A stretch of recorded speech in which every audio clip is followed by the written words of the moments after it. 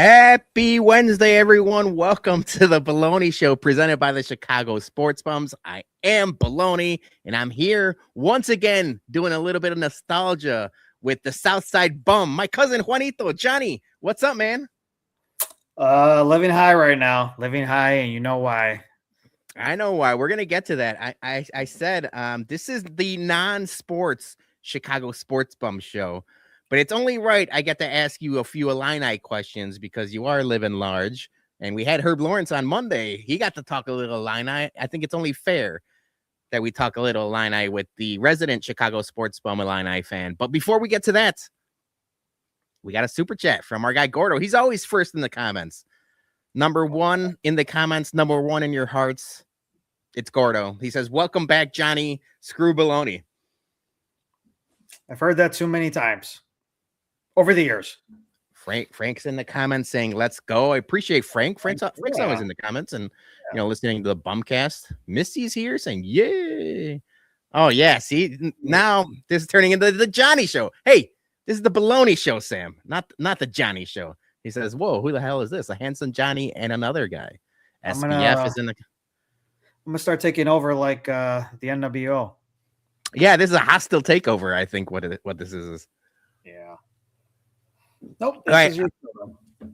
Before we talk a little Illini and then talk a lot of video games. I said it and I teased it. We're going through the nostalgia of our childhood with NES games, Super NES or Super Nintendo games, and Sega Genesis games. And a lot of people took the day off. Yes, tomorrow. And the Sox game got canceled. So this might be a 2-hour show. I don't know how long we're going to go, but we're going to go for a long time. But I do want to do a little bit of housekeeping. We want to thank everyone who rearranged their schedule. I want to thank all of our vendors, all of our tailgate crew, the people coming in with us, because obviously you can't plan for weather. And I don't want to say a lot of people are saying I jinxed us, but I can't control the weather. I'm not Tom Skilling. Even though I said 65 and sunny, it looks like it's going to be thunderstorming all day Tuesday or Thursday. The Sox called the game. Thank you to everyone. I know Ramova, other half beers. This is just a little bit of a taste test. I got a little bit of our tailgate beers for Friday. This is the other half snaps. It's a cool, crisp lager. So I just got to do a little bit of taste testing just to make sure they're okay. So I will tell you they're delicious. We'll have them on Friday. But thank you to Manuscrito, Maker's Mark, TasteRealChicago.com, and JP Graziano's. We could have had a lot of soggy day-old sandwiches, and we were worried about that. But obviously, Jim, you can see all the products back there. Everyone at TasteRealChicago.com, they accommodated us. So we're going to have fresh sandwiches for you on on Friday. Jesus, what am I doing here? Let's not push it anymore. Yeah, we don't want to push it anymore, but we're here. I changed the date. Opening day, April 3rd, Whiskey at Comiskey. It's going to be an early tailgate. We're going to get there as early as they let us because it's a 1:00 pitch, 1:00 start. But thank you to everyone. So I wanted to start off thanking people because it's been a crazy, hectic day. But we figured it out and we're still going. So we're going on Friday and let's do this. But yeah, Johnny, I think last time I saw you was Saturday. We were at a White Sox game. Thank you to CD44, so Colin. And I don't think you watched a lick of baseball at a baseball game because you were dead set on watching that Illini game. It happened, and they made it, man. They made it to the Final Four. Since last time I think I watched the Illini game with you was in, what was it, 05? 05, yeah. So how you feeling? What are we doing? Yeah, I mean, I'm feeling good. I'm feeling good. Obviously, I'm very anxious. I'm very nervous as well too because this is not something that Illini fans are used to. I mean, they made it in '89, they made it up in 05, and obviously made it this year. So it's definitely different territory that we're normally familiar with. But I'm excited. I think this team is gelling at the right time. I was very, very critical of them going into this tournament because they were playing very bad. The last 9 games going into the Big Ten tournament, they were not good. They were 4-5, and they were losing lot of turnovers, a lot of dumb mistakes. It just, I was not even confident going into this this tournament itself, and they proved me wrong. They had a players only meeting with Kyle and Boswell, and they're gelling. They're gelling at the right time, and what a way to gel at the right time, especially going into the Final Four. Now you're going to face UConn, which UConn has a great coach, Dan Hurley, psychopath, but he's a proven coach. So, and obviously that UConn team is not the same team that you saw 2 years ago when they were dominating everybody. But I feel like Illini this time around, like they faced off each other last year at Madison Square Garden, lost by 13, but it's a different Illini team than what you saw the last time with them. So I'm definitely I'm looking forward to it. Like, obviously we got to play who we got to play, because if we do end up going to the national championship game, you got to face one of those two teams that everybody's saying right now is the national championship game, Michigan and Arizona. So it should be fun. I'm just pumped. I'm just, like I said, it's a couple of days away, so I'm just very anxious right now.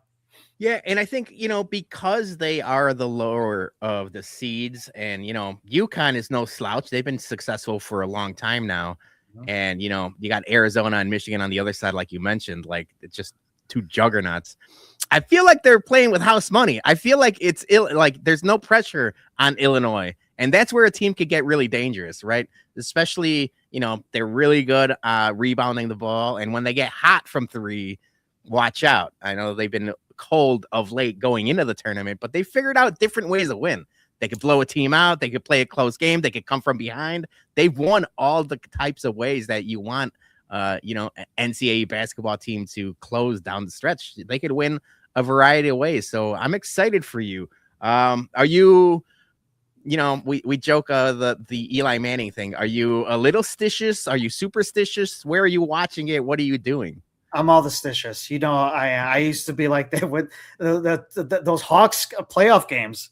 I always have to wear, like, whenever they were on the road, I wore the road shirts, and then when they were away, I wore the away shirts. And when we used to watch the cup games at Jason's house, I always had to sit in the same spot every time. I didn't care who was there. We used to have a group of people. I used to sit in the same spot. So I'm very superstitious. I don't know yet. I was telling Missy about this, that I'm not quite sure what I want to do, because sometimes I do want to watch the game alone, because it's just kind of like I'm more focused on it. But I do want to watch it with peers. I do want to watch it with a lot of Illini fans. So it's kind of up in the air right now. We'll see. But I don't know. Either way, wherever I watch it, it's just going to be a lot of, like, nerves. Yeah, no, I understand. I mean, I saw that on Saturday when I was watching with you. But yeah, that's it. That's all. I said we're gonna give 3 minutes of sports talk on the non-sports show. Oh no, wait, one last one. Prediction. I think the Illini can pull it off. I think the Illini can pull the game off. It's going to be tight. It's not going to be like a blowaway at all. I just think that they're a lot different team than what we saw the last matchup with UConn and Illinois, the last game. So I'll just say the prediction on that is that I think Illinois can beat UConn. All right. Like that's it. That's it for the sports talk on the Nerd Show. We're going to talk a whole bunch of nerd stuff. So my bum of the week is no. Save that for the end of the show. But yeah, we're going to talk video games. We're going to talk all things video games from our childhood. But before we do that, I got a quick ad from the Bologna Show's presenting sponsor. Penguin Imprints is an independent print and custom apparel shop specializing in direct-to-consumer orders. From file prep to final cut, every order is treated like it matters and not rushed through mass production like other print houses. From sticker packs to t-shirts, custom canvas artwork, and my own personal favorite, the Abolish Ice line, Penguin Imprints has something for you. Penguin Imprints is a proud sponsor of The Bologna Show. Head over to penguinimprints.com and type in promo code Bologna for 20% off your purchase. I'm going to be bringing a bunch of I got stickers up the ass right now. I'll be bringing those on Friday for the tailgate. I got Penguin stickers. I got bum stickers. I got tailgate stickers. We got them all, baby. Thank you to Yumper and everyone at Penguin Imprints. I told the story last week, but I was really in a pinch for our watch party. and he printed out 1 billion bear stickers for our Ramova show. So we appreciate him and everyone over at Penguin Imprints. But yeah, this is it, man.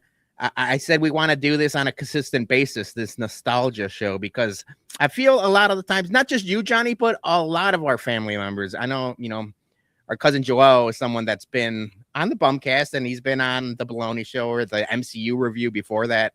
He is a big part of us growing up together. Whenever I catch ourselves talking, we're always reminiscing. We're either talking video games or movies or just fashion, Saved by the Bell, all kinds of just nostalgia from our youth. So I wanted to run this back, and this one is the video games. So what can we're gonna start right from the beginning. I remember playing an Atari system. I don't remember who had it, but maybe it was Joselito, our cousin. Somebody had an Atari, but I was too young. I barely remember the Atari system. I think NES is right our wheelhouse, right? Or do you remember more Atari stuff? Yes. So I remember the first time I played Atari was actually Javi, shout out cousin Javi. Javi, yeah. He had an Atari. I had no idea what the fuck I was doing. So, but I do remember him having an Atari. I also remember, I don't know if they had the Atari, but I remember when I used to go to your grandma's house on your dad's side, and your cousin Lalo, I don't know what kind of system they had. I don't know if it was an Atari. He had a TurboGrafx 16. Yes. Yeah, he won that. I told that story. Shout out Rich Bissett. Recently, I saw a tweet of his that he was like looking on eBay or like some auction for a TurboGrafx 16. And I'm like, oh, that just gave me a wave of memories, because my cousin Lalo won a TurboGrafx 16 at the Chicago Distance Classic. Our parents, our dads used to be in a running club, and they would go to all these different running races all over the city and, basically all over the country. But the Chicago Distance Classic was in Grant Park, and they had a children's race. It was like a 1 mile race or whatever. Lalo won it. He had a TurboGrafx 16. So we played Bonk's Adventure for like a summer straight. Yeah. I think I don't know if it was him, or maybe I was just thinking about like when I was in school and I used to play like the computer games, LA games. Do you remember that? Or California games or something? California games. Yeah. They had like hacky sack and surfboard and stuff like that. Yeah. Those were cool games, at least at that time. Yeah. But yeah, our fastball is the NES. So that's where I want to start. I want to start with the Nintendo Entertainment System. I remember I got one. I don't know if it was for my birthday or Christmas, but I was like probably 5 or 6. I was barely young enough to like remember it. But then once I got it, I remember all of these games, and they set up my NES in my basement of my parents' house. And it was probably smart on them, because like I would be down there for hours on end. They didn't even have to. I didn't even need a babysitter, because it's just me speed running through Mario 1. Do you remember where you got your first gaming system? I remember like it was yesterday, and I don't know why my parents set it up this way, but my dad told me to go to my room and go look behind the door, and the NES system was like behind the door, and I'm like, yeah. I mean, I guess it was more of like they were trying to figure out a surprise on how to present it to me. But I'm like, behind the door. I like think about that now. I'm like, you couldn't just hand it to me or just give it to me, like, if you're gonna give it for me a gift. But needless to say, I was very happy regardless of how they gave it to me. So yeah, I remember that vividly, and I had they set mines up in the front room because I didn't know how to hook it up. I was 5 years old when I got this thing. So yeah, I remember you having yours in the front room, or what is like your living room, like right when you walk into the house. I remember yours was there. So let's just start from the beginning. Let's start with the alpha male of video games, and that's Mario, and all of the Marios that were on the NES. I didn't add Dr. Mario to the list, but I feel like Dr. Mario might have been more SNES, if I remember correctly. It could have been I think it might have been NES. Either way, Mario 1, 2, and 3. I talked about it. I would speed run through Mario. I remember when we lived together, our cousin again, shout out Joel. He had a NES, and this was already in our 20s, and we would battle to see who could beat the game from start to finish the fastest. And I haven't done that in a while, but it would be interesting to do this live. I don't even know. I don't have a Twitch. I don't know if I could do it on YouTube. But I probably could speed run it in like under 8 minutes. Mario. That was like the time, right? Like at least for normal time, right? Because there's other people could do it a lot quicker. Yeah, people could do it for like people could do it in one life in like one run, and it's like less than 4 minutes. But like, you know, I would die once or twice, but I could still do it. I think our times were like right around like 8-7 minutes is what I remember. But I loved all three of these games. I know, you know, when Mario 3 came out, you know, and what was the movie? The Fred Savage movie. The Wizard. The Wizard. Or Wizard, I think, or Wizard. Yeah, it was a Wizard. Yeah. They hyped that thing up to the moon. I couldn't wait. At that point, we couldn't wait for Mario 3. But the one thing I will say is a lot of people look down on Mario 2 because it was kind of like I don't want to say ugly stepchild, but like they rushed it because it was already a game in Japan. It was Doki Doki Panic, and they just swapped the characters to Mario characters. I really like Mario 2 because it was different, because it like gave you different, like you know, you could dig the radishes and throw them at people and stuff like that. I think Mario 2 gets a bad rap, but I love all three of these. You know, I'm a little indifferent with the second one, just because it just felt weird. I don't know if it was not much of a challenge, because that first one was pretty challenging, especially for a 5-year-old. And I know we're going to talk about it more in depth. Any Nintendo game was pretty hard, you know, especially as a kid, because it wasn't where you could save it. Like that was like the whole thing, is that you couldn't save it. Once you lose, you're done. You got to start from scratch. So the second one, it was okay. I didn't dislike it, but it was like, as far as if you're going to compare, or out of the three, it probably be one of my least. I would say the original Mario was my second one. That when that third one came out, and I think it was because I watched The Wizard, and the whole setup is that they brought that out for the kid to play. And for some reason, nobody didn't know like this was coming out. And all of a sudden that kid knew where that whistle is. I'm like, how the fuck does this guy know where everything is at? It seems kind of weird, but that third one, when it came out, it was just so great. It was just everything about it, and I love the characters about it. I love the storyline about it as well too, and the levels. So I think it was more challenging than the first two. So I think that's what I liked about it as well too, because you found all these secrets, you found all these different things. There was one little particular area in one of the worlds where you could get over 100 lives as well too. So there was a lot of different things that, you know, you could find and like about this game so much. Yeah, and it's something that I'll talk about with all three of these systems that we're going to talk about. But the later stage games, even though it's still 8-bit, the developers kind of figured a way how to like render them better. Like it looked like a different system. Mario 3 graphics wise looks completely different than Mario 1 at the time, even though it's the same system, it's the same 8 bits. And the same could be said about late stage SNES games and even Sega Genesis. Is like, you know, they figured out how to like, it's almost like a less with or more with less kind of deal, because like you mentioned, you had the maps, like, you know, like, so you could choose where you wanted to go and like which level you wanted to play, you know. So it's like those kind of things. Like the first Mario is just a straight platformer, so like even though Mario 3 is that, it gives you a little bit more creativity, which goes a long way. Plus, like even like the treasure thing, you know, like the maps where like you know you win the prizes and stuff like that. It felt like a different game. It was cool.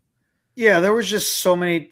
I think that's when you look at the first game when it first came out, it was definitely innovative, because that was the first game. It was the first game that came out for Nintendo. That was like their launch game. Yes, correct. Because it was in every box when you bought it. And it was different. It was different because you're looking back at what we just talked about was Atari, and those graphics were terrible. And it was just when you're looking at it, it's like, wow, this is great, regardless of how it was. And then when you got to Super Mario Brother 3, I know I'm skipping 2, but it just and how you just mentioned it, the cosmetics of it, it was just so much better. It was just more lively, and I think it just resonated a lot more with kids because it was like, the continuance of that Super Mario series. And I do think a lot of it is like you mentioned, when it the first came out, like we were 5, like I didn't even know, like I didn't even know what video games were basically before Mario 1. Like I played a couple, like at the pizza parlor, you play whatever Pong or Pac-Man and stuff like that. But like, you didn't know like, oh, I got to sit down and learn this kind of thing. And by the time Mario 3 came out, it's like, we're grizzled veterans, baby. Your patience was already starting to test yourself like at a young age. Yeah. Yeah. Were you at Southside JT saying Game Genie for the win? Were you ever a Game Genie guy? No. Or even like what about Mario Power, the magazine? Or no, Nintendo Power? You know what? I still actually have a Nintendo Power magazine. I still actually have one. No, I didn't go through any of that stuff. I just, we didn't have like a lot. Like we didn't have like YouTube back then to like have walkthroughs or anything like that. Yeah. And I mean, you could probably get the guidance. I didn't do any of that stuff. Me neither. I wanted the challenge. I wanted to go up and I want to be like, hey, I beat this game by myself and I'll feel damn proud of it once I finish beating Bowser or whoever it was at the time. All right. Now, speaking of being proud of beating a game, the next two is something I'm going to let you cook on, because these games, at least in my dumb brain, were too hard for me. And even me as the nerd were too nerdy for me. Oh, I skipped one. Zelda, The Legend of Zelda and The Adventures of Link. I don't have time for RPG games or like the map following. You got to learn and you got to, go certain ways. I just never had the patience as a kid, even as an adult. People talk about like Red Dead Redemption and even like all the Grand Theft Auto, like the open world games. I hate those games. I'm too dumb for them. I just want a platformer or like a beat 'em up or like get from stage A to stage B or like kill these people and then you're done with the game.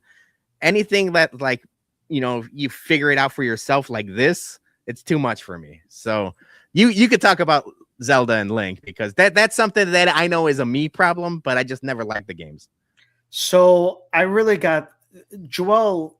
We're going to probably mention his name a lot. We're going to mention him a lot. Yeah. I'm going to send them the link to this podcast. So he's probably going to like that. We're going to talk about him a lot here. He's the one who really got me into these games. And I will say that the first Zelda game wasn't something that I was really fond of. It really started with the Adventures of Link. And it came with the gold cartridge. The gold cartridge was like, I still have that. That was like really like, wow. And what I liked about it as well too was you had that game saved.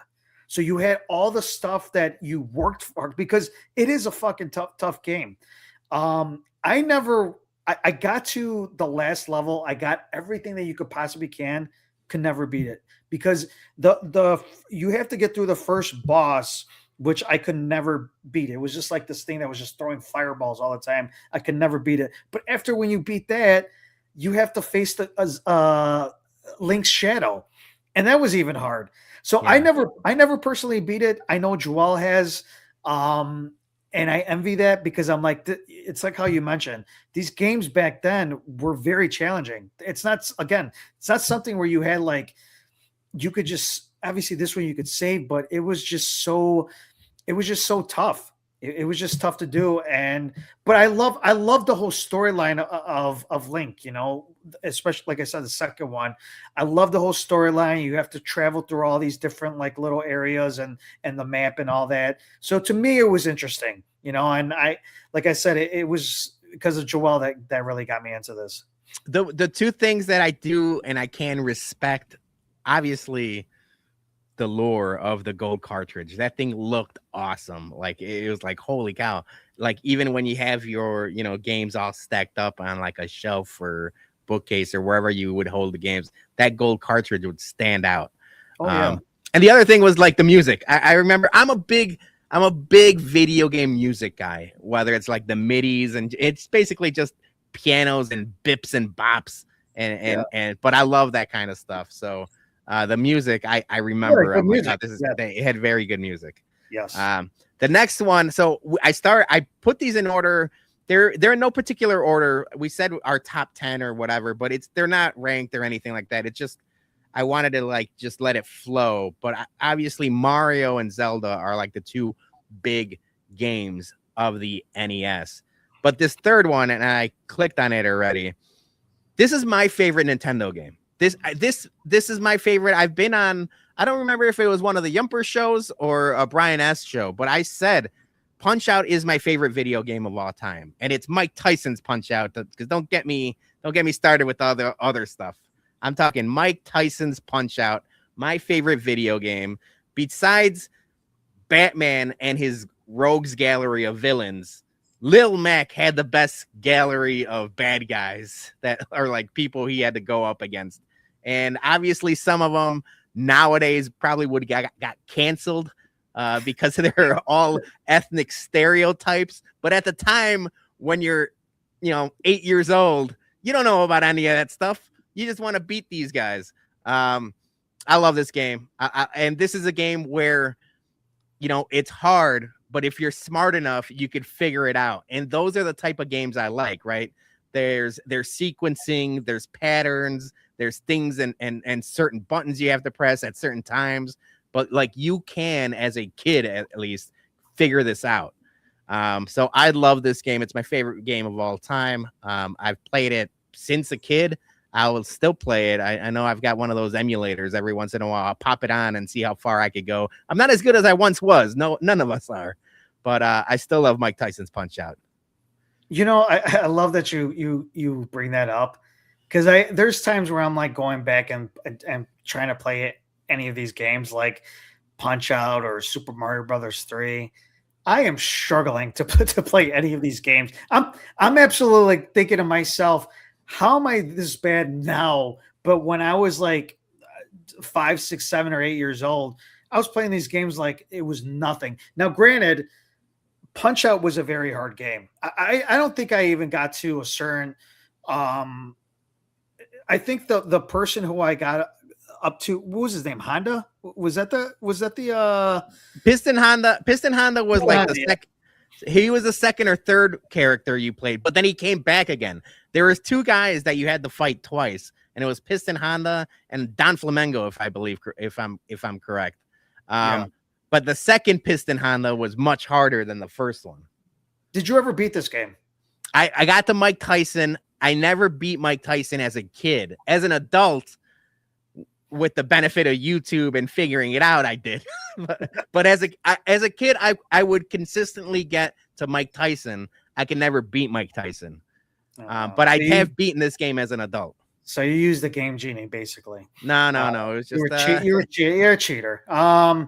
Yeah, no, I could not. I never beat the game. I'd be lying if I said I did, and I couldn't get to a certain point. This was a very tough game. Very tough game. If you went through everything, if you went through everybody and you got to Mike Tyson and you beat him, kudos to you. Because that again, these games back in the day were fucking hard as hell. I mean, there was no easy thing. I think that again, we bring back the whole patience. It brought the best out of you, but it also brought the worst out of you as well too, because you had to be patient trying to figure out different tactics, different ways to like beat each boxer, because they had different ways of how they used to box, and obviously that's just like any boxer as well too. But this was a struggle game for me for sure. Two comments I want to get to. Frank saying Soda Popinski. There's an I don't know if it's an old wives' tale or this is true, but that in other countries, Soda Popinski, his name was Vodka Drunkinski, and because he was like Eastern European, he was vodka drinking drunk. I should probably have researched that before we went on, but I'm going to take it as a fact. And then the second thing is something that, like you mentioned, it's a hard game, but it's also really memorable. You remember the Little Mac jogging scenes, even the title fight cards with the boom, boom, boom, and like the in between rounds when you basically jerk off with your coach. You press select a bunch of times and he starts jerking off, and you gain a little bit of health. Yeah, it was an awesome game. All right, next up, this is something you wanted to talk about. I hated this game. We're talking about tough games. I hate the original Teenage Mutant Ninja Turtles 1. This was another tough game, and another game that I never beat either, because it was like I got to certain points of this game and I just gave up because I'm just like, I can't fucking do this. And it just, again, these were fucking tough games to play when you're at 5 or 6, 7 years old. Now, granted, a kid playing now, all these games that's coming out could probably say the same thing too in the next 10, 20, 30 years. But it's just, a lot of this stuff was challenging. What I did like about this game, again, you were bringing up music. A lot of this music in this game was fucking fire. I loved a lot of this, but I liked, again, going to what you were playing with Mario and some of these games prior. And when this game came out, I liked a lot of the cosmetics of the game. I liked the graphics of it. Like I said, even though it was 8-bit, they figured out a way to clean a lot of this stuff up. And when it first came out, I was just like blown away with the graphics. I'm like, this is really cool. And this was during the height of when Teenage Mutant Ninja Turtles was becoming very big as well too. So I think all those aspects was just something that, just like as a kid, I'm like, I fucking love this, even though it was challenging, of course, but I love this game, even though it drove me nuts. Yeah, we talked about the hype of Mario 3 because of the movie, and like, there was ads at the time, or, whether it's Nintendo Power. The hype of Teenage Mutant Ninja Turtles, like, it was already a cartoon. And then when you find out they're making it into a video game, it's like, holy cow, I have to have this game. But yeah, Frank's talking about that water level, impossible. Both the water level, and then there's another level where, and correct me if I'm wrong, I don't remember it exactly, but like they're either like on like jet skis or they're like surfing on the sewer caps. It's like something like they're in a sewer, but they're on something in the water, but you're still fighting the Foot Clan. Yeah. That shit was so hard. I was like, because they had like, it was so skinny to try to jump from one to another. Yes. Yeah. I understand what you're saying. Yeah. And then this is one of the games, and we're probably going to talk about it a lot because we got a long list to get through. This is a rage quit game, like you mentioned. There's going to be a lot of rage quitting, at least in mine. I did not quit on Mike Tyson's Punch Out and Mario 1, but Turtles 1 specifically, rage quit, and I never played it again. I'm like, this game is too fucking hard. I don't want to play no more. Oh, you're getting PTSD on these games now. But this game, I will play forever. So we're going from Teenage Mutant Ninja Turtles 1 to Teenage Mutant Ninja Turtles 2, the arcade game. And like we mentioned before, the step up in graphics between 1 and 2, because this looks more like an arcade game, this was like peak like Nintendo for me. I think if I'm going to put, Mike Tyson's 1, I might put Teenage Mutant Ninja Turtles 2 in games I played the most, because this is a perfect game to play with a buddy. A lot of the times, like Mario 1, you got like, I'm going to play and then I lose and then you're going to play, Johnny, and then we're just taking turns. A lot of early video games is just basically taking turns. But this game, you could play together and just beat up a bunch of Foot Clan soldiers and Bebop and Rocksteady.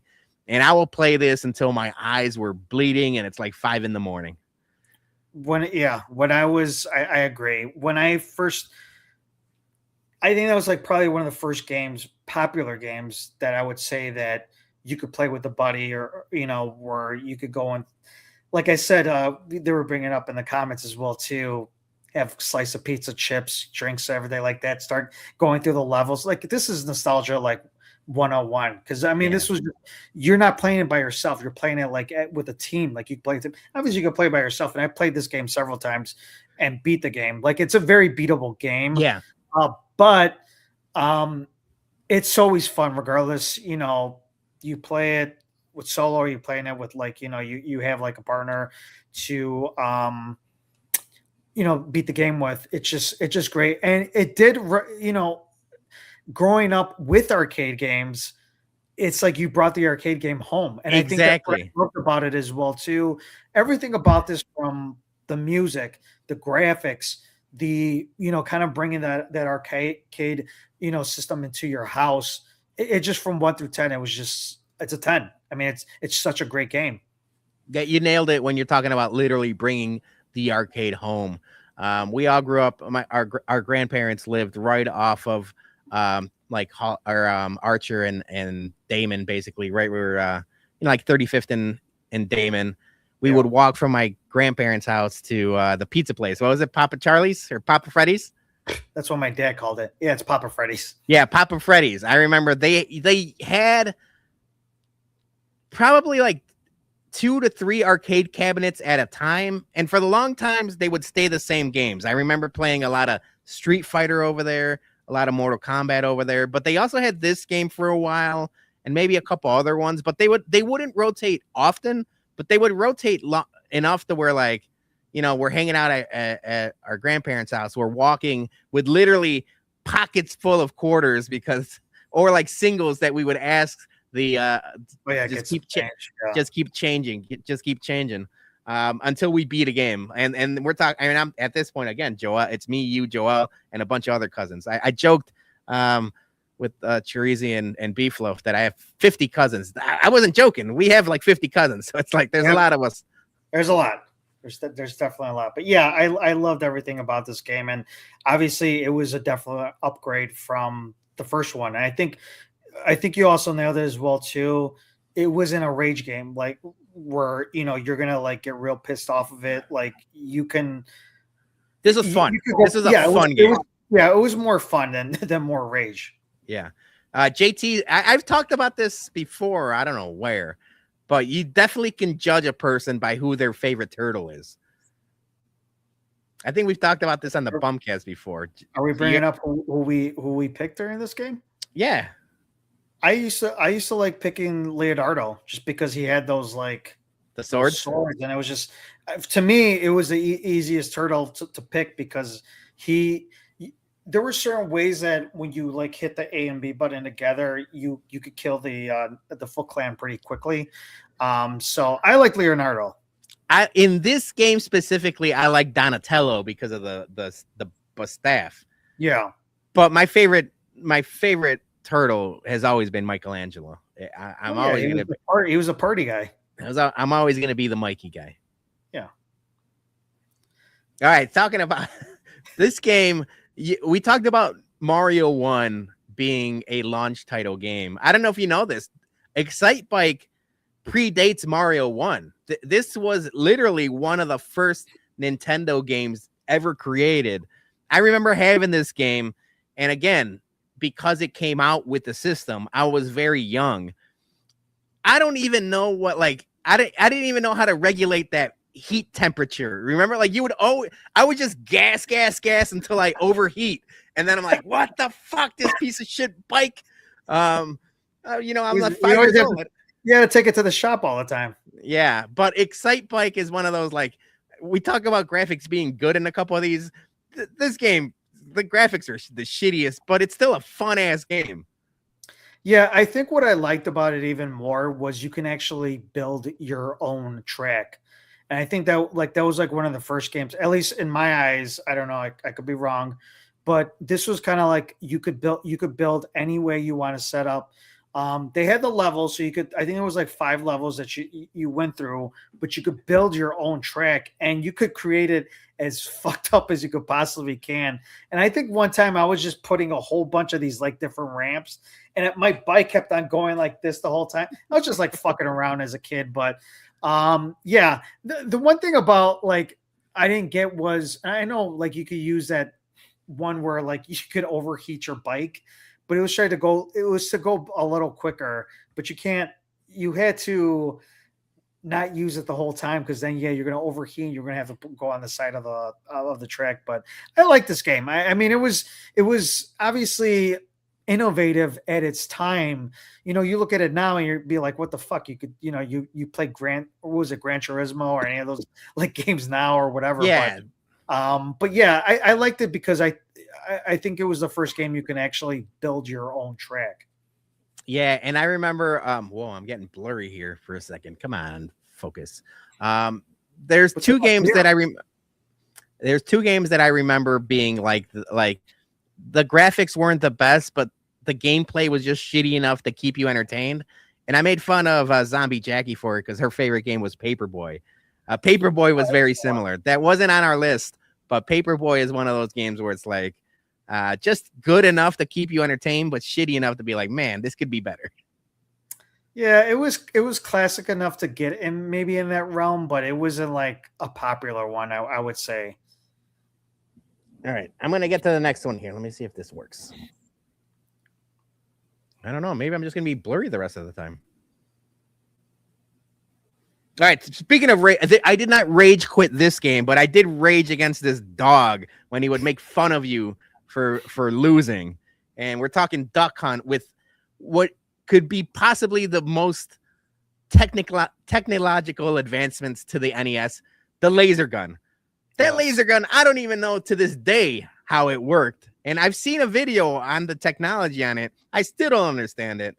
But yeah, this game was ahead of its time. Yeah, it can't. Well, when I got the NES, I don't know if you remember that it was a bundle that you would get Super Mario and Duck Hunt in the same cartridge. So I thought that was pretty cool. But then I got that, and then obviously it came with a gun. And I still have this. Actually, I could still play it right now. You can't play it on an HD because it doesn't work. No, you need the like CRT, the tube TV. You need an old school like tube TV, and I still have my mom's old one. So I hooked it up, and I was like, it was like a couple years ago when I played. I still got it, but did you do the cheating thing and put your gun right up to the screen? No. I did not do that. Yes, I did. There was times when I did do that. So I mean, come on, let's all be real. We all did that. We all went to the right next to the TV and just put it so you could try to blast out stuff.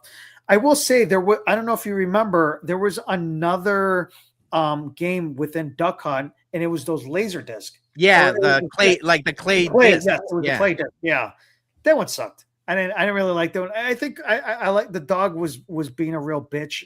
And yeah, that dog's a piece of shit. Fuck this dog forever. I mean, I'll hold a 43-year-old grudge against this dog, and I'm a dog guy.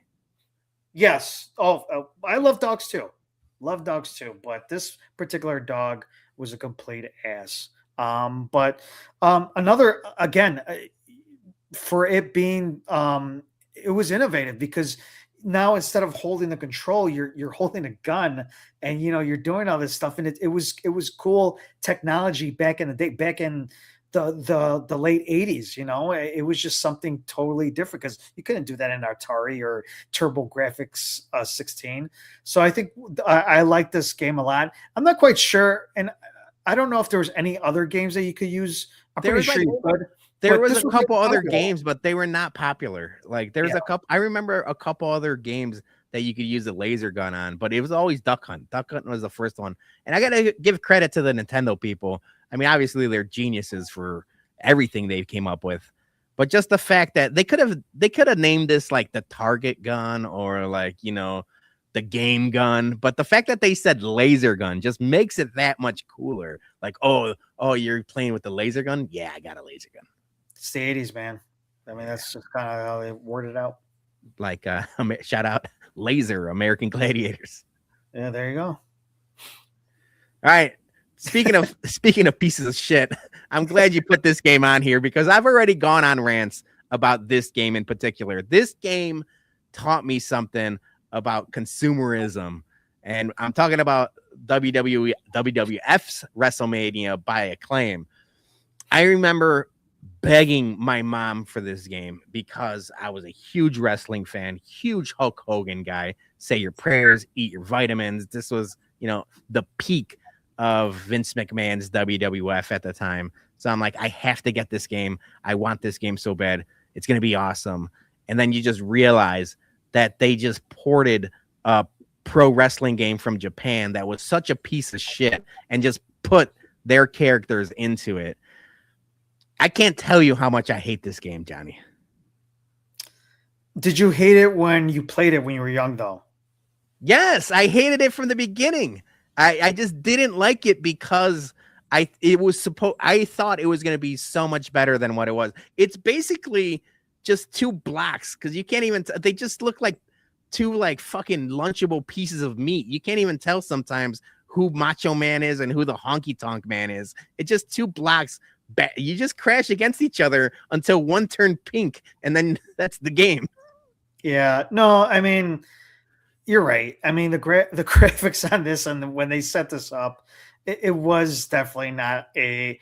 I would think it was a popular game just because of it was super popular because of the height of wrestling at the time. So I think that it was something because I mean, what other wrestling games were out there at the time? I mean, this was it.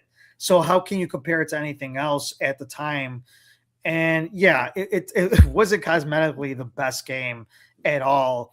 But I mean, I still digged it. I thought it was a pretty cool game because obviously I liked all the wrestlers that were in that game. But yes, it wasn't like if they did something like how they did like Teenage Mutant Ninja Turtles, the arcade game, and did it something a little bit better, then this probably could have been a very more popular game.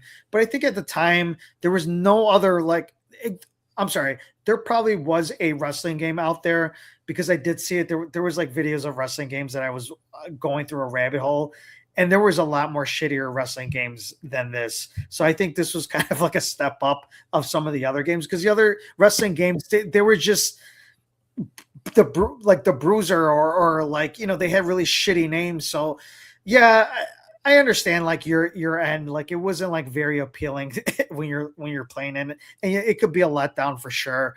But I still like this game just because it just had all the most popular the wrestlers. Yeah, no, that's why I'll push back on it a little. It had two of the most popular wrestlers because you could only pick between I believe it was like 6 guys. It was that was it. It was Hulk Hogan and the Macho Man, which obviously are two of the biggest. And then it had Andre the Giant, who I didn't care for at the time, the Honky Tonk Man, who I didn't care for at the time, the $1 Million Man Ted DiBiase, who I didn't care for at the time, and I can't remember who the fourth one was. But I'm like, this game has 2 good wrestlers, and everyone else I hate. The only thing that makes me laugh now, thinking back on it, because I remember this vividly. Whenever you needed like a little bit of health, like if your energy was draining, there's like a pork chop that would like bounce by the ropes. It was like a little pork chop, and I'm like, I gotta go get the pork chop. Well, it was based on the wrestler itself. So I think the $1 Million Man had money. Yeah, that was like the thing, and then I think Andre had the pork chop. So I don't know how they set that up. I think Hogan had the cross. I think he had like an actual like cross or something like that. Yeah, his necklace. Yeah. Yeah. So I don't know, but I do remember that. I think I do remember the pork chop part though. And now that I'm thinking, we're talking about all these video games. A fun exercise would be to just watch gameplay on it, and like we could talk over it like Mystery Science Theater 3000. Oh my gosh, I'd be laughing my ass off if I did something like that. I'd be making fun of everything. That's a good idea. Yeah, we might have to do that. Patent pending. Don't steal my stuff. Yeah, there you go. Here you go. This is one of your games. You picked this one, Double Dragon. I mean, I played it too. It was very popular. It's one of the more popular, like I call them beat 'em up games. But yeah, Double Dragon was awesome. Same concept. I liked everything about this just because it was something different at the time. And I know we're going to be talking about some other game here in a bit that kind of, it was like, to me, I felt like it was an upgrade, but I love this. game. I wouldn't say it was like my most like favorite game, but I definitely do remember playing it at the time, and I thought it was really cool. Going through all the all the levels and everything like that. So so yeah, I like Double Dragon. I think I like Double Dragon 2 though. They came out I think with a second one. There was a second one. I feel like the second one in all of these series are were a lot better. Yeah, a lot better, except for maybe Mario. Yes. And then we got a couple left. Blades of Steel. We didn't. I mean, I guess you could talk Excite Bike and WrestleMania maybe is a sports game, but I think this is the best sports game of the NES system. It was Blades of Steel. I didn't know shit about hockey in the 80s. It's just a Mexican kid playing hockey, but I fucking love Blades of Steel. I mean, it was a game where you could fight. I remember that part. I think that was the only thing I remember out of this game is that you were able to fight. And I think that's what I liked about it a lot. Same thing. I didn't know anything about hockey at the time. Obviously, shout out our Uncle Paul was a huge, Blackhawks fan and all that. So he was the hockey guy in our family. But as far as like playing wise, I mean, this was it was definitely probably one of the best sports games at that time. I mean, what are you going to say? Like Jordan versus Bird? I don't think that was a really good game sucks. Yeah. So yeah, I really liked it because it was totally different of what you were looking at from the Atari ones. Because I think Atari had a hockey game, and I think all these other games, these consoles had hockey games, but it wasn't like this. And I think they didn't have the fighting. So I think that was like another different thing about it is that, you're trying to get realistic as possible, especially for that time. Great. I mean, I got nothing great things to say about this. And this is another one of those games that like you don't have to wait your turn, right? Like no. I'm on one side, you're on the other, and it's like, all right, let's play Blades of Steel, best out of 7 series or whatever you want to do. And I mentioned that, this is probably the best of all the sports games for the NES. I know I think, especially in our family, we all played Double Dribble. I never really liked Double Dribble as a basketball game. I remember that. Holy crap. Yeah, I remember that game. Yeah, I never really got into Double Dribble. I was more of a Blades of Steel guy. Yeah, I remember that game. I did like it from what I'm trying to remember here. But yeah, it was just something where if I couldn't remember it and it was on my list, yes, I would definitely favor this over to Double Dribble. All right, we got 2 left for the NES before we move on to the SNES. And this is another one of these consumerism games because this is Batman based off of Batman the movie. And I remember this. I mean, Batman the movie, when it came out, we were prime for all of it. I wanted, especially the Batman Return, if you remember the glasses from from Burger King. But like, this is like, you need this. The movie's coming out, I need to go see the movie. But then the video game's coming out, and I need the video game. Yeah. I'm gonna mention another cousin of ours. Shout out our cousin Joselito. He used to have a lot of Nintendo games, and I remember one time he came over to hang out at my house, and he brought some of his games, and one of the games was Batman. And again, Batman the movie, such a big thing, and it was different from like, no offense to like back with the the days of like the 60s Batman, but this was totally different. It was darker, it was edgier. And the storyline, it wasn't like the best, like, this is probably one of my favorite games, but it was definitely because of the time. I just love everything about Batman. So I really enjoyed this, playing this game. And it was a fun game. Yeah. Yes. I remember I rented this game. I didn't have this game, but I would rent this game at what was the now I'm really dating myself. It wasn't the Video Strip, was it? The video game store the video store that was right across the street from the thrift store where Arthur lived. Yes, it was called I think it was called the Video Strip. I think so too. They all sound the same. So we'll go with that. Yep. All right, last one, but I'm saving one of the best for last because everyone knows up, down, left, right, BA select start. I'm talking Contra, baby. This is the best of all the shoot 'em up games. I love this game so much. And it's basically just a platformer, but the fact that like you're able to get the Konami code in there and get your extra lives or 30 lives or 20 lives or wait, was it 20 or 30? No, I didn't even remember. Shit. It was a good amount. It was a good amount of lives. But then like the variety of guns, right? You had the laser gun, you had the spray gun. Like this game was fun as hell. And again, this game was way better when you had a partner. This was like top 2-player game. I mean, it's basically they had Arnold Schwarzenegger and Rambo like on this cover here, from the Predator and like I said, Rambo. This was kind of like maybe like the setup to what you see like in any like shooter games, like all different like gadget guns and whatnot. This game I didn't really play a lot, but I do remember it just because a lot of the older cousins had this and they played it. So I was, I'd always like come over and I'd watch them play. But yes, this was definitely a very popular game at the time. I'm trying to think of another game that was kind of similar to Contra, and I can't remember it right now. Damn, this is going to drive me nuts. But yes, I thought that Contra was a very good game. It was ahead of its time. I would say that as well too. Yeah. So yeah, that wraps up our NES talk. I know, I'm sure there's a bunch of games we could have talked about that like, are probably not on our list, that are on everyone else's list. So, if you're listening in podcast form, leave a comment, give us your list. And if you're in the comments, let us know what your favorites are. But let's move on to SNES. So I talked about this, the Nintendo list we came up kind of together. The NES, this is where our paths split, Johnny. You were, and like I mentioned again, we had a billion cousins.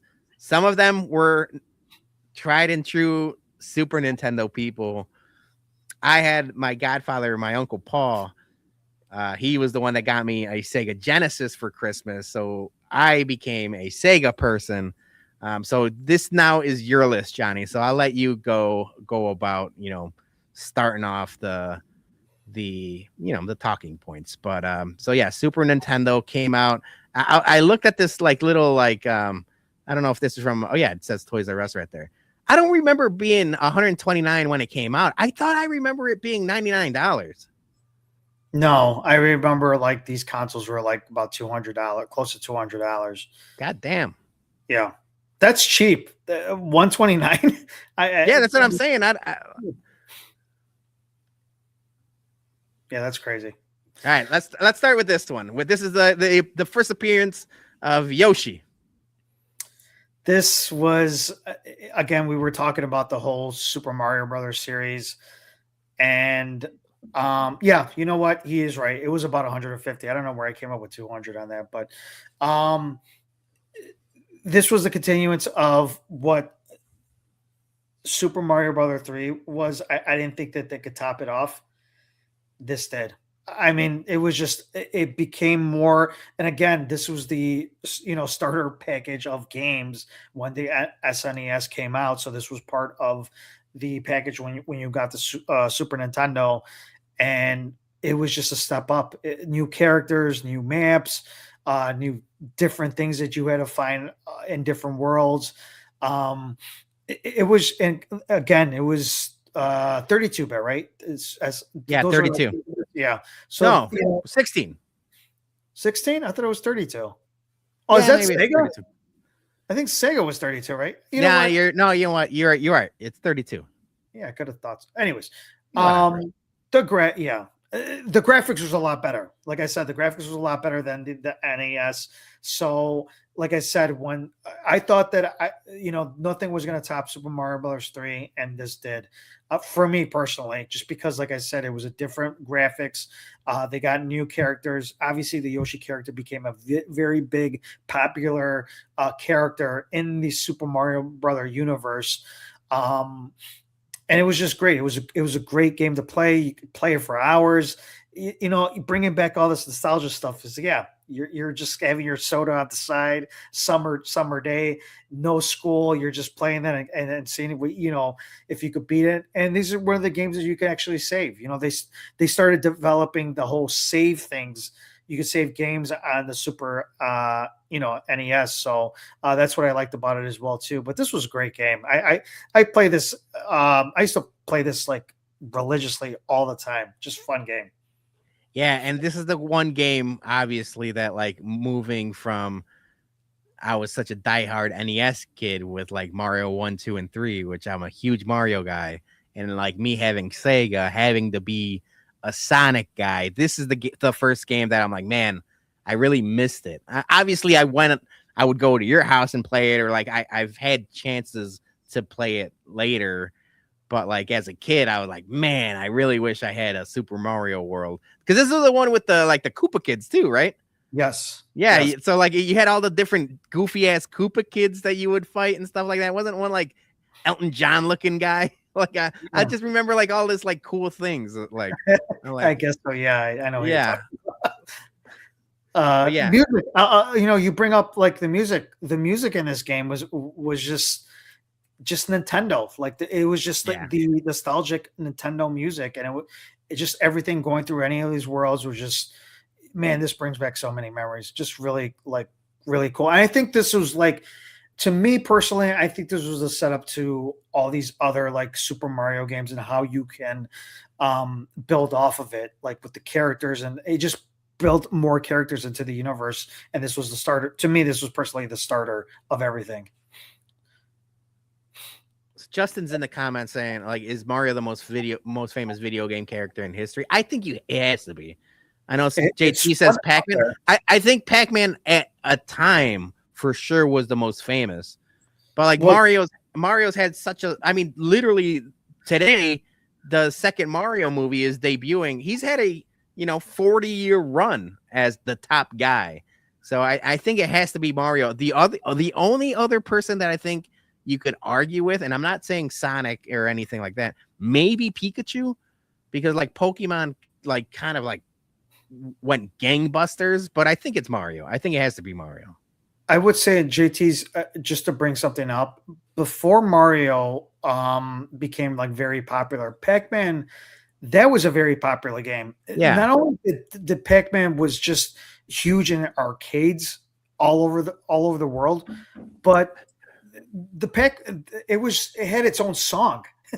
I mean, it had I remember Pac-Man cereal. I remember all kinds of shit. It just had so many different things. And then obviously when Mario came out and it started developing, I think really, I should say not Super Mario. Super Mario Brothers 3 actually was the really core to set everything up to the next one and start building even more characters.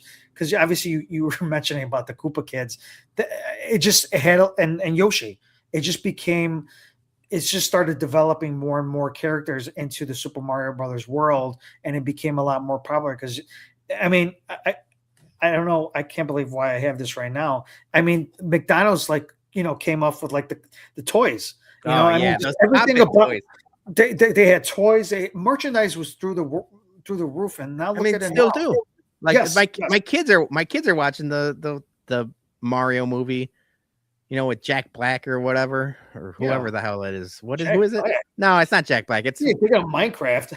No. I'm thinking of who's the main character? Chris Pratt. Yeah, Chris Pratt. Yeah, Chris Pratt. I don't know. Yeah. I don't know why I said Jack Black. I think I was thinking Minecraft. Yeah. One last thing about Pac-Man, because I do remember going to Falco's Pizza and they had the tabletop Pac-Man game. Yes. So you could play Pac-Man on the tabletop, and then like you would get your pizza, you would just eat the pizza real fast so you can continue playing the Pac-Man. That was fucking awesome. We need more tabletop. We need more tabletop arcades. They also had that in Pizza Hut as well too. That was such a big thing. Like we have the technology. I want more tabletop games.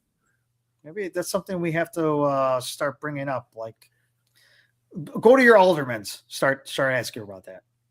All right, Johnny. Speaking of revolutionary, we're talking Mario Kart. I mean, this thing changed the game. I mean, there's nothing more than you could say that.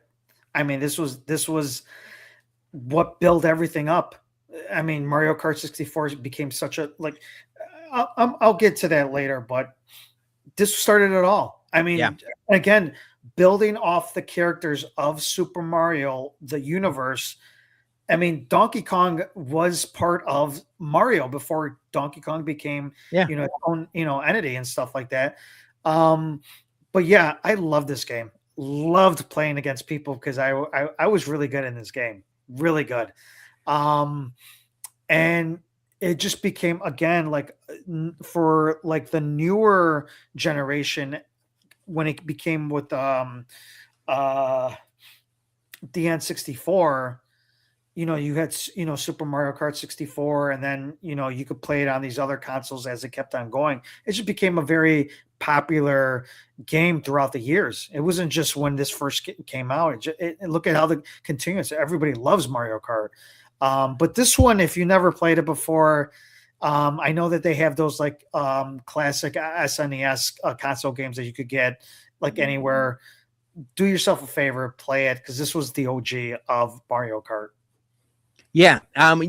This game was so frustrating because you were so good. I didn't want to play with you. Like, it was no fun playing against Johnny because like everyone knew Johnny was going to win. I would play everyone else, but I don't want to play against you. I'll go back to what you're talking about, the Mario characters, and they originally, in their own games, but then you bring them on to Mario Kart. But then like we'll go like it started Mario Party. You could talk about Super Smash Brothers. Like, it's just like a whole thing that built off of the beginning, which is Super Mario Kart.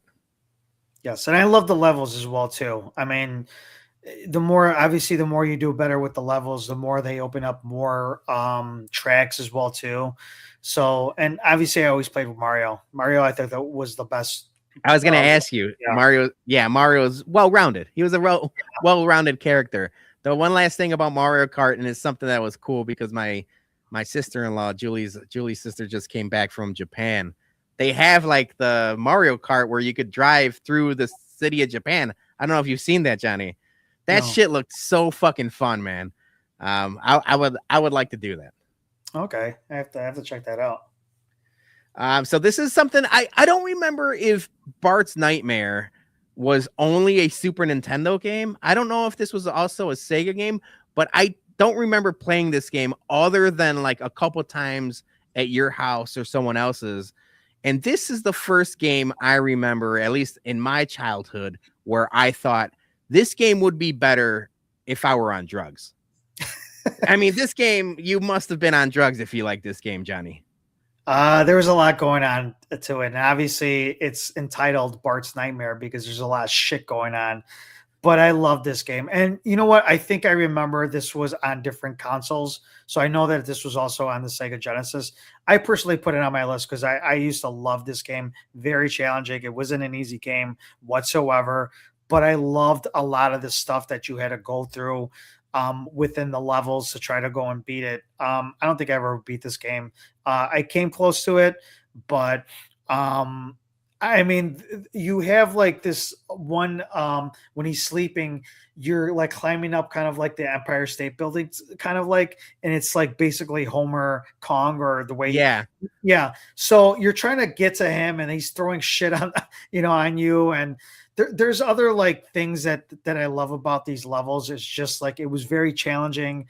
It was fun. It was a fun, it could be on the level of Rage, kind of like where I'm going to turn this off because I can't get to like finishing this, but it was fun. I think what I liked about it, I know this wasn't the Simpsons' most popular game, because I know there was another game I can't think of it right now, but I love this game personally. This one and Krusty Super Fun House, that was like another game that I liked as well too. But I think this one out of the two was my favorite. You know what? Of all the Simpsons games, and I'll go back and talk about even the arcade, the cabinet Simpsons game with Marge with the vacuum cleaner. Yeah, they were all fun, but also just hard enough to where like they were a little bit frustrating. Even like the arcade one, like that was a fun game, and I remember beating it. It cost, all of the quarters I had to beat that game, but they're like they teetered on the level of like fun, but also very difficult. Well, I think also too you got to think about is that Damn it. you don't want to have you don't want to have anything like too easy because then it becomes boring. So I think what I like about it, it is challenging, and definitely it gives you like on to the point where again you mentioned it. I'm not going to repeat what you said, but it's just enough where it continues to pique your interest and it continues to like, hey, you're in a challenging game. And I like the levels. I like that they used a lot of the characters. There was one particular level that you were facing Itchy and Scratchy, so I thought that was really cool. You were Bartman. Another one you were facing like Bartzilla, or I think it was like Bartzilla or something along those lines. I just liked it. I think the character development of it was fun. And there was another one where you were riding a Bart skateboard. You were. So I think what I liked about it a lot was that there was just different little things that you were playing in different levels, and I think that's what piqued my interest in this game. All right, I'm gonna go to the last of the Super Nintendo games, and so how I'm gonna do this is like you gave me a list of yours. I have a list of Sega games that I'll get to next, and then there's 5 games that are cross-platform, so they were both Sega and Nintendo. So I'm gonna save those for last. So this is the last of your games, and this is one of all the games we have on both of our lists. This is the one I know least about. Obviously, it's a racing game, but what is F-Zero? So F-Zero was kind of like more of like a space age type of like game where it's a racing game. But when the Super Nintendo first came out, they came out and with all these games, F-Zero was one of those games. It was just that like it wasn't a car game. It was just something like playing a game in space. And I loved it. I thought it wasn't like, again, like I would put it as like my top 10 games of all time or top 10 racing games of all time, but it was just fun enough to play.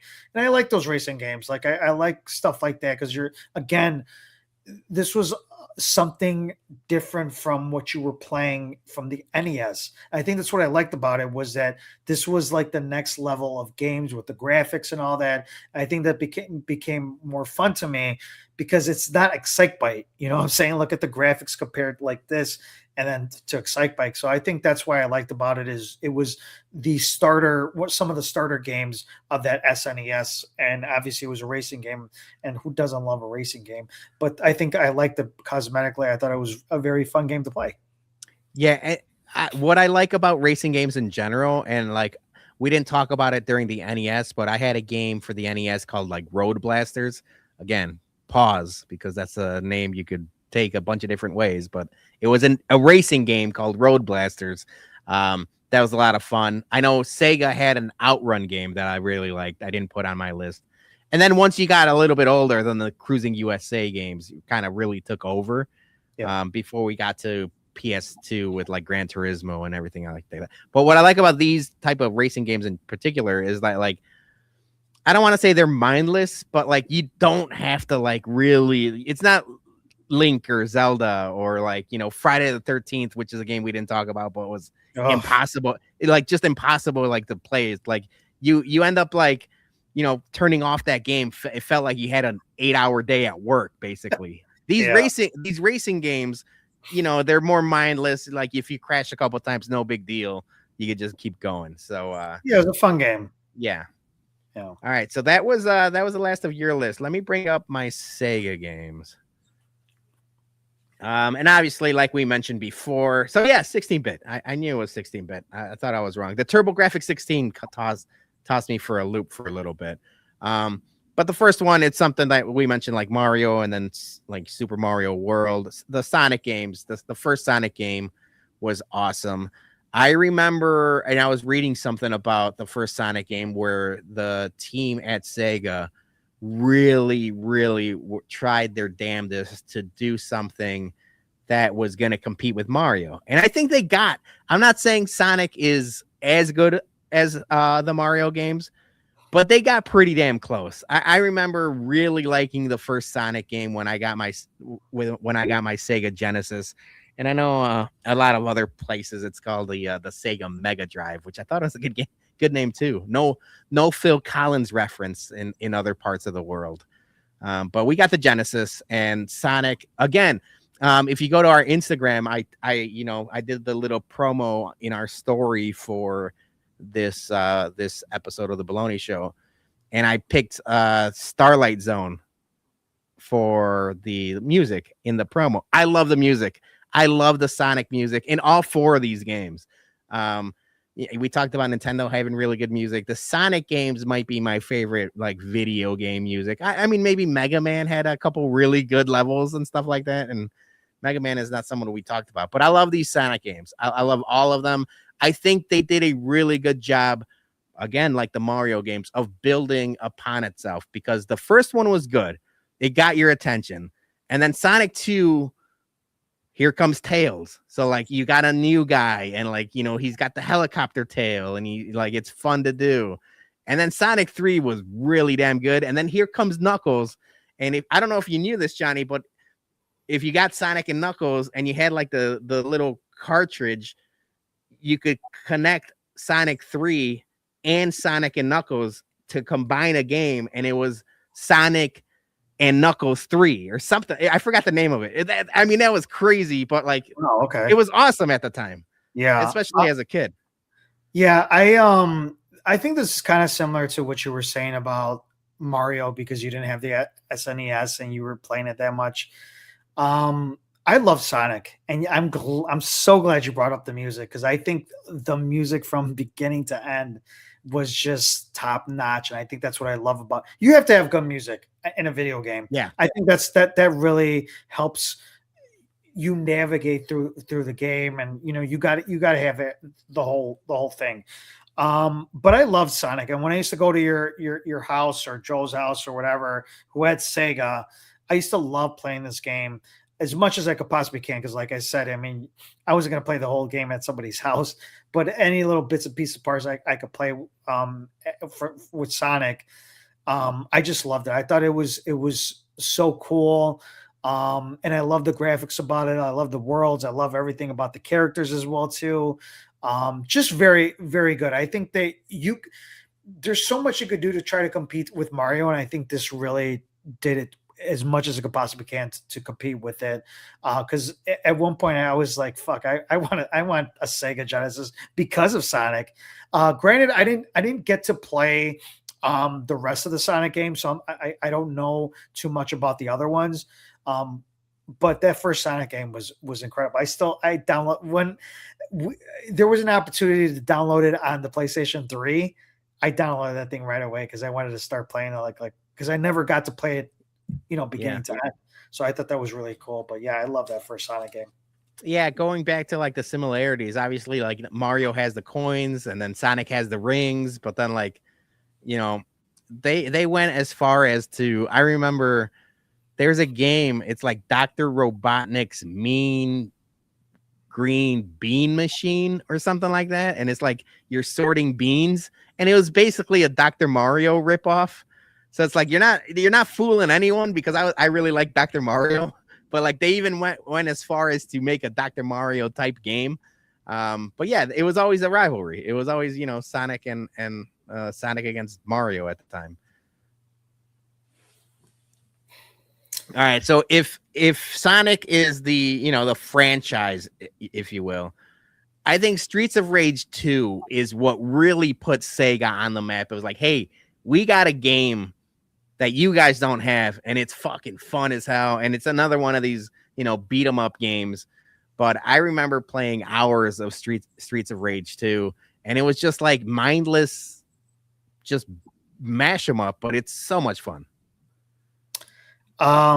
This was another one I was jealous of, and another one that had killer music as well too. I used to play this with again with shout out cousin Joe at his house. I used to go there like every Friday nights. Yeah, he get Little Caesar's Pizza. Little Caesar's Pizza, play Sega, like that was a thing. And this is, I was talking about like Double Dragon and stuff like this. This was 10 times better than Double Dragon. I'll say that right now. You play this with, like I said, this was kind of like the similar thing with Teenage Mutant Ninja Turtles, the arcade game. You play this with somebody, you try to beat the whole game. Like this was such a great fun game. And like I said, basically how to build a very good game is, again, you have to have good music to go along on your journey of trying to beat a game. And this also had like very good music as well too. But I love the graphics. I love the characters about it. I love the villains. There was one villain that reminded me of the Ultimate Warrior in this game. So I just liked everything about it. And just navigating through like the city and even fighting in a baseball stadium was cool. So I thought everything about this game was great. Next up is a game, because we were so, at least I mean, we all were into comic books. We were at the height of like X-Men Unlimited and like the early 90s, just great comic book runs of like Marvel and even like Spawn with Image Comics and stuff like that. This video game, Comic Zone, came out, and I thought it was going to be game changing, because it's like you're in a platform video game, but it's basically a comic book. And the concept was awesome. The idea of it was cool. It looks cool, but there was something missing about this game where it's like, it didn't get to the finish line. Yeah. I'll admit, I never played this as a kid, but when I got the little like classic Sega Genesis and I was going through the games, this is one of the games in there. So I did check this game out when I first bought it like a couple of years ago. And yeah, I think it's because maybe it's just a guy that is just, it's not like somebody that we grew up reading, it's not like a Spider-Man. So I think that's like the one thing is that you're going through like, I thought it was the graphics itself going through pages was very cool, because you're going through literally you're navigating through a comic book. So I think what I like about that was pretty cool. But I think the element that you were getting to is that this is not a Spider-Man. This is not Incredible Hulk. It's not a character that we all grew up with. It's just a guy going through all these different parts of the story. But I thought it was pretty cool. Like, for it being the way it was very innovative. I thought the concept was cool, just having the character going through pages. Like if it was like, again, like you're just reading the pages in 3D or something like that. So I thought that was a real cool concept when it came out at the time. All right. Next game is a game I added because it was a Sega exclusive, and I had it when I got the Sega Genesis. I got Sonic, and I had this game.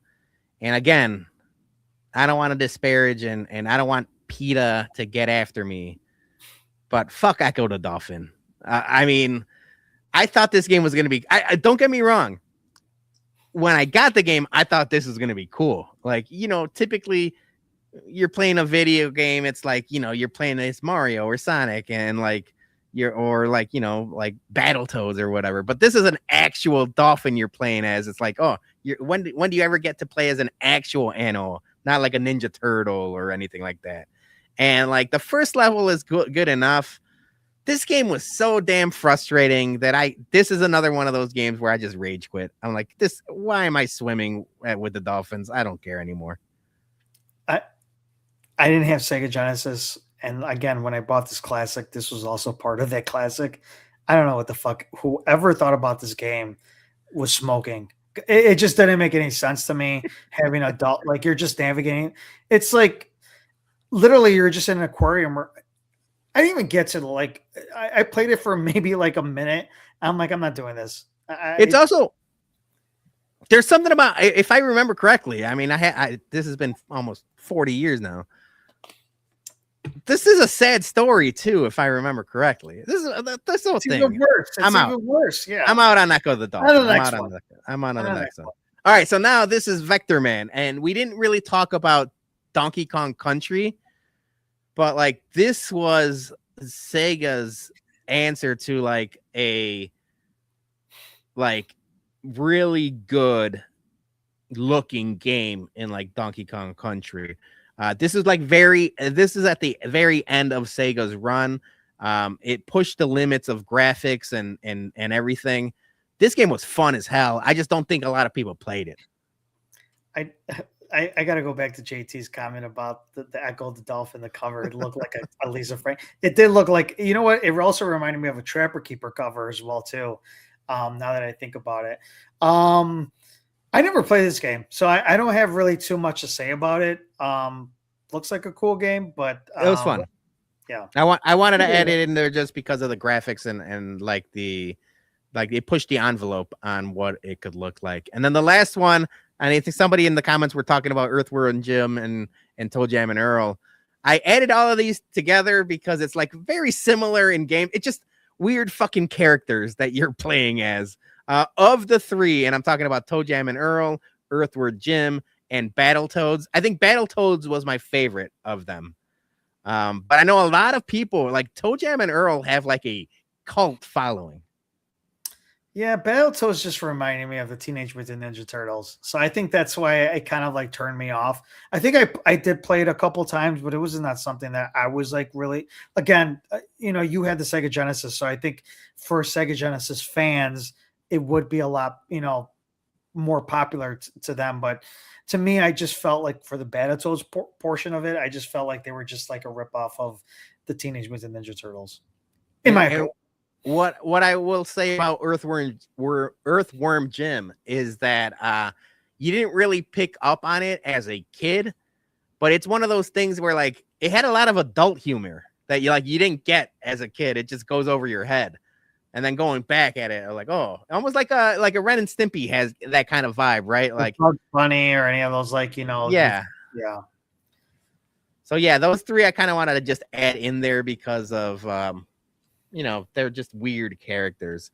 A couple honorable mentions I had for Sega, because I know a lot of people. There's two Sega games that are really popular. I was never a Shinobi guy, and I know like Shinobi 1, 2, and 3 were really popular.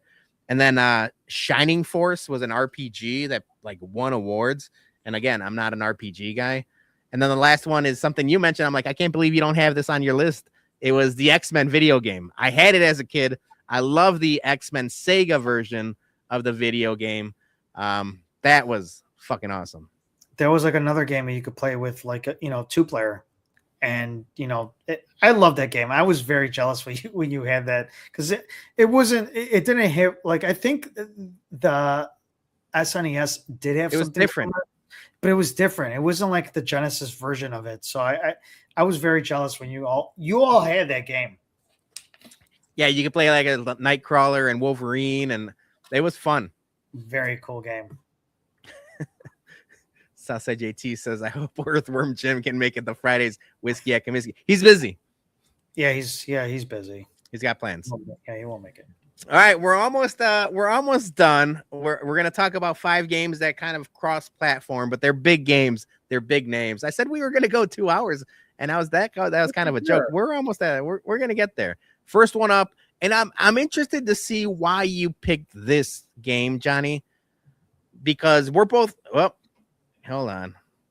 Can you guys see that? I see the Battletoads, and there we go. NHL 95. I think you could say NHL 93, 94, 95, 96.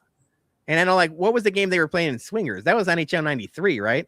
So that was 90. That was 94, because I also have that game as well too. So I just put that. Listen, I love that type of like era of 93, 94, 95. Agreed. I think it became very popular because of it just the graphics were a little bit more better. It was a little bit more realistic than the other one. Even though you're going to be looking at both of them and be like, hey, this kind of looks like the same thing. To me, I don't know. I just remember playing even this on the Sega Genesis as well too. I loved everything about it. But yes, the one you were referring to was, I believe it was NHL PA 94. You make it bleed.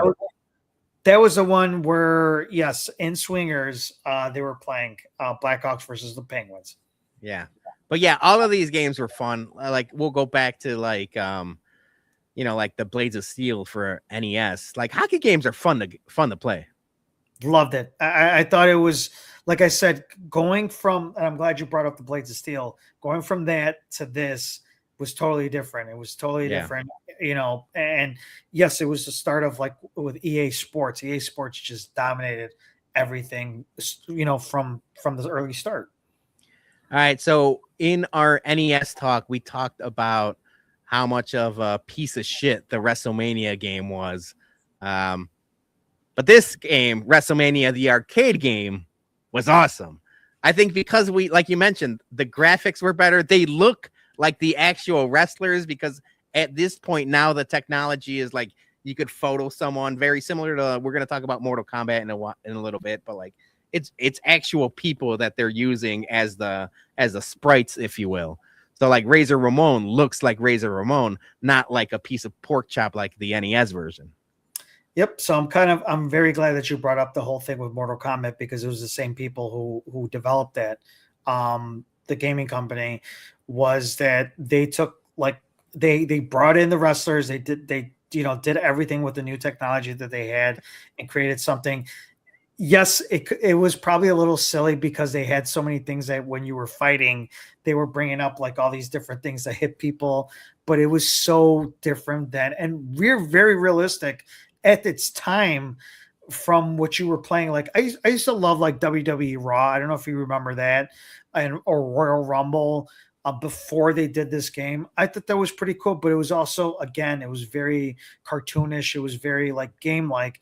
This was very like as real as it could get at the time. So I really like the way that they set it up, but I also like the way that it was very different from a lot of the wrestling games because they brought these whole different things about hitting your opponent with like, I think Doink the Clown had like some sort of thing like that he would hit like like it wasn't like a rubber mallet or something like that.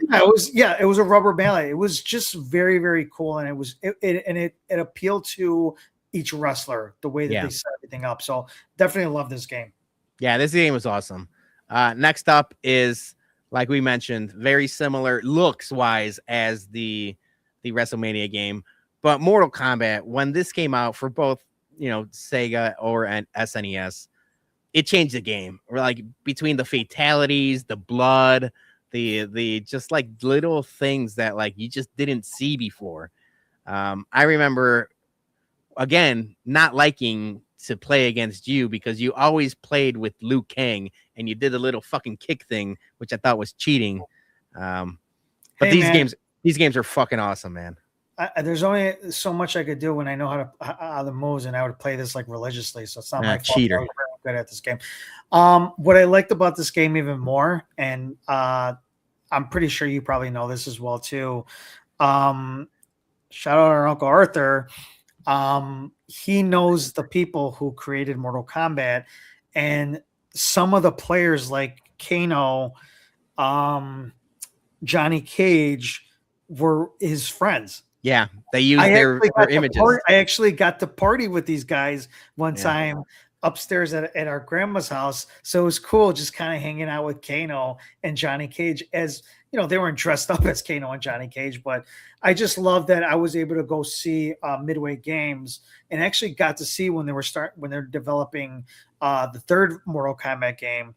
But I think just the second one was really like the pinnacle of how they changed the way that the characters were, and I just love everything about it. How they explained how they did develop the characters as well too. Obviously, Raiden was kind of like pretty much the same characters that they had from Big Trouble in Little China, like one of the characters there. So obviously, Johnny Cage was a replica of Jean-Claude Van Damme.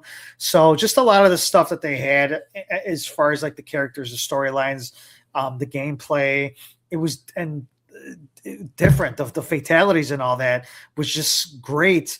That it was it was innovative this time. The arcade was the best. When you go into the kids, I got my ass kicked. I'll admit it. When I was a kid, went to the arcade games, go into any arcade game, I got my ass kicked. When they came out with arcade cabinets at like Emporium and all this other stuff, I was kicking people's asses when I used to go to these places. So I was kind of getting my revenge on some of these people, but just definitely, I loved everything about these games. Dude, I'm glad you mentioned two things. First, John Tobias and Ed Boon. So those are the guys that started Midway Games. They were friends with our Uncle Arthur. If you guys know the character Noob Sabat, that's basically their names backwards. It's Tobias Boone. Yes. Backwards is Noob Sabat. But yeah, it's kind of cool. Like we got a little bit of bragging rights because like, oh yeah, like, you know, I know Joel was also like, you know, met a bunch of the people. Yeah. But you talk about the cabinets and the actual arcade versions of these games. I remember them like, now this is going to sound bad because we're all kids at the time, but it's like, it was basically like a dick measuring contest because like you had your gang of friends and like the best player from your guys' like crew is going to go up against some other guys from down the block or like from the different side of the town or like the different side of the, you know, whatever. And like, oh yeah, like this guy's going to play this guy. Let's see who's the best one. And like someone picks, you know, Liu Kang and another person picks like Scorpion. And it's like, oh yeah, let's see what happens. Like it was like fucking, I don't want to say it was like Anchorman, like with the news stations, fighting. But I remember like, oh yeah, our cousin Joe is going to play against this guy. We got to go watch. Yeah, you know what? I'm so glad that you brought that up because I remember the times where we would go to, like, especially around his house. He used to have a couple places where you could go play arcade games, and he would face off against other people that were not, you know, friends of his or anything like that. So yes, I do remember the groups of people, like, you know, you'd go and see who was the baddest one. And I think for the most part, for the popular characters, it was Liu Kang, it was Sub-Zero, were the two like biggest ones that you could like fight amongst, and also Scorpion. Scorpion was like another big one too. But yes, I remember that vividly. You'd have like, you know, that group and see who was the best. I remember unlocking Reptile for the first time was like a huge deal. I was so happy. In the first game, right? Yeah, the first game. Yeah. When you unlock Reptile, I was like, fuck yeah. Yes. Love this game. All right, very similar. I know some people are Mortal Kombat people, other people are Street Fighter. Ones cannot cross paths. I mean, a lot of them did. But I was more of a Street Fighter, especially Street Fighter 2 Championship Edition. That's the one I had for Sega Genesis. I love Street Fighter. I'm excited for the new movie that's coming out. It might look like a piece of shit, but I don't know what it looks like, but I'm excited for it because I'm ingrained with these characters, you know, Ken, Ryu, Guile, Chun-Li. It's the same thing where like you ask like, hey, which Teenage Mutant Ninja Turtle character or which Mortal Kombat character are you? Which Street Fighter character did you play with? Did you have a certain character? Yeah, it's probably going to be surprising, but it was more tactical. I used to play with Chun-Li. Chun-Li, you could just Chun-Li was beast. You could bounce off like, you know, the walls and then her super kicks and like then they developed some in the early games. They didn't have some of the moves that she has now when they moved out with the championship edition and all that, but she was able to like throw this like, you know, Hadouken type of thing going on as well too. But yeah, I would say Chun-Li and then Bison is if things got really hard, I would definitely pick also on Bison as well too. That's cheating. I couldn't do as much. I know a lot of people loved picking Ryu. I think Ryu was, and I don't know if Gaio was a big one as well too, but I remember a lot of people used to pick either Ryu or Ken, because he used to have like, you know, the spinning kick and then the Hadouken and all that, and you can. I'm trying to think of all the moves, but yeah, I just, you mentioned this. Everybody either you're gonna love Mortal Kombat more than Street Fighter or vice versa. I loved both. Yeah, equally. And again, huge major arcade cabinet everywhere as well too. It was just the same as Mortal Kombat back in the day. It's just Street Fighter just didn't have the blood. That's basically what it was. It just didn't have the blood part. But it was just the character development, the graphics, the music as well too. Yeah, the stage characters. So like each character had their own stage, and like, you know, like Balrog had like Vegas and stuff like it was just cool. I always played as Sagat, and I've always it's one of those things. No one ever teaches you what their names are. Like you could be mispronouncing something for 30 years, and it's like, oh no, it's technically this. I always said Sagat. Other people say Saget, and I think that sounds too much like a slur, so I'm gonna keep calling him Sagat. Sagai, I think that's what it was. You sound like it could have been like Bob Saget. Yeah, no. But yeah, Sagat. It was funny because I see Missy's like in the comments. I was playing this game like the other day, and she saw me playing against Chung Li, and she looked at Chung Li, and she was like, "Damn!" she had some thunder thighs going on. We all had a crush on Chun Li. Oh Chun-Li, yeah, oh Chun-Li yeah. changed things when we were kids. Yes. But yeah, I still love this game. I'll play it. Like I said, I played it the other day. It's a good ass game. Yeah. All right, next up, last one, NBA Jam. I mean, we're children of the 90s. We're Bulls fans. We grew up, prime Chicago years.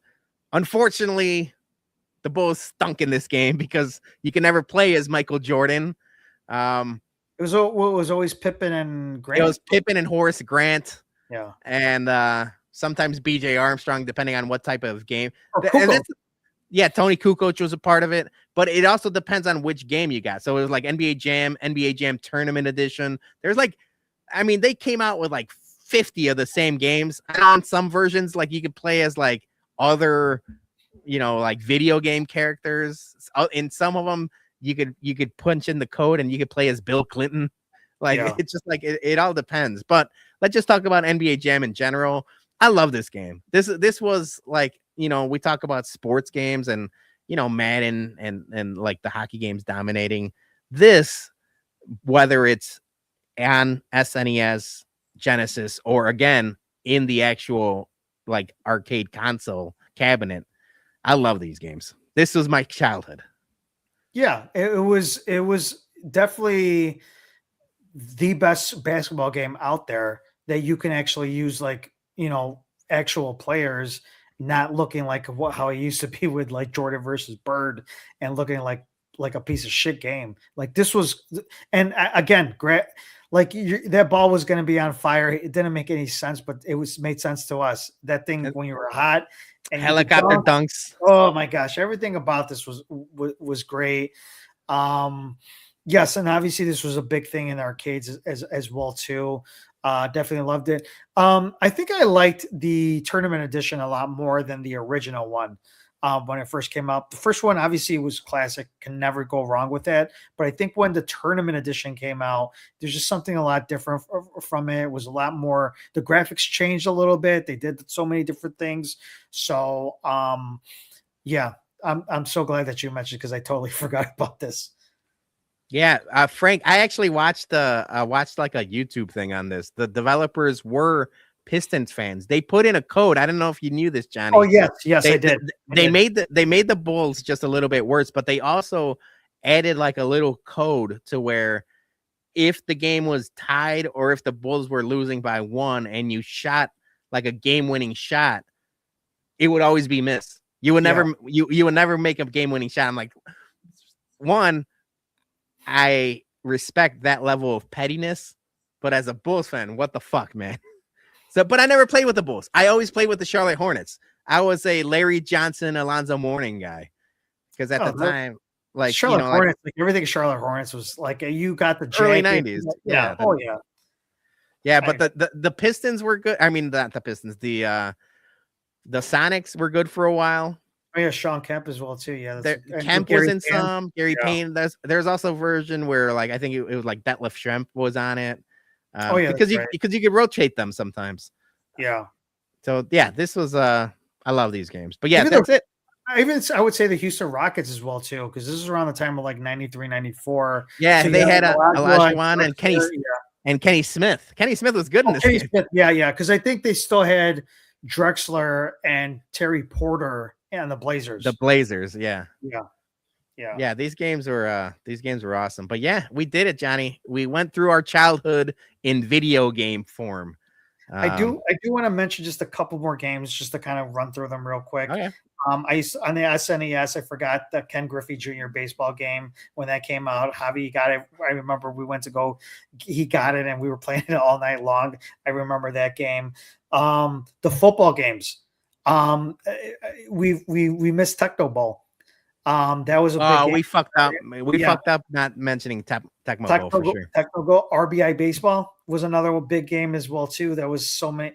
I remember I played that a couple years ago with my buddy Jeff, and he used to do some sort of cheat code of how to like hit home runs. That was like also could be a rage game as well too, where you like, I'm not gonna play this when somebody knows how to like play the game. But the football games, when Manning came out, they used to have these like quarterback club. I don't know if you remember those games, but I remember where if you got injured, they would run over your player as well too, the football players, which I thought was kind of weird, but I'm like, it's video games, so like just let it run. But yeah, those were some of the games that I was trying to think that I thought of as we were going along with this that were kind of like honorable mentions for my end. Yeah, that's it. That's all. We got a couple comments to get to, but yeah, Bono's Tecmo Bowl. Yeah. I also like NFL Blitz was like right after NBA Jam, but I feel like NFL Blitz I had already gotten to PS2. I could be wrong, but it felt like I was more on that. We're gonna have to do a PS2 version of this.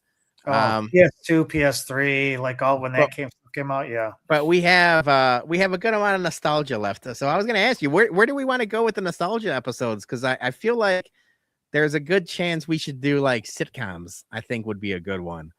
And we could do movies. We could do this forever. The sky's the limit when it comes to nostalgia stuff. I mean, we could talk about stuff that is no longer in existence, like with as far as like food stuff. We could talk about the 80s and 90s food would like be we could go a long way with this whole thing. So we could talk about stuff that no longer around anymore, like even places that are no longer around, like even places like we used to go to Blockbuster and all these other like stores. Sky's the limit. So I would definitely we could write this down. We could talk about this later, but yeah, there's so many different things that we could talk about. And if you guys have ideas, requests, let us know in the comments. Let us know in the YouTube comments. Let us know, on Spotify and Apple Music, wherever you listen to your podcast. But yeah, before we let you go, I'm going to play a quick ad. It's a dated ad because now the date has changed, but I'm going to talk a little bit more about the tailgate on Friday. Ladies and gentlemen, our Whiskey at Comiskey tailgates are back for the 2026 White Sox season. Join us for the White Sox home opener in Lot B on April 2nd for an afternoon filled with food, beer, liquor, and some good old-fashioned Chicago sports bums nonsense. Our first Whiskey at Comiskey of the season is fueled by TasteRealChicago.com, Maker's Mark Whiskey, Manuscrito Tequila, Off Hours Beer Company, and Jepson's Malort. RSVPs are now open. You can find the link pinned to all our socials. See you April 2nd. Go Sox. See you April 3rd. We talked about it at the beginning of the show, but I want to talk about it at the end of the show because I do want to thank, again, Off Hours, other half Romova Brews, because I picked them up today. There's going to be tubs full of them on Friday. Thank you to TasteRealChicago.com. We're going to have sandwiches, fresh sandwiches, not day-old sandwiches. We got Manuscrito coming. We got Makers coming. The vendors made it. Our tailgate crew is making it. We did not get jerried. That's the main thing. It's not going to be a soggy day in Lot B.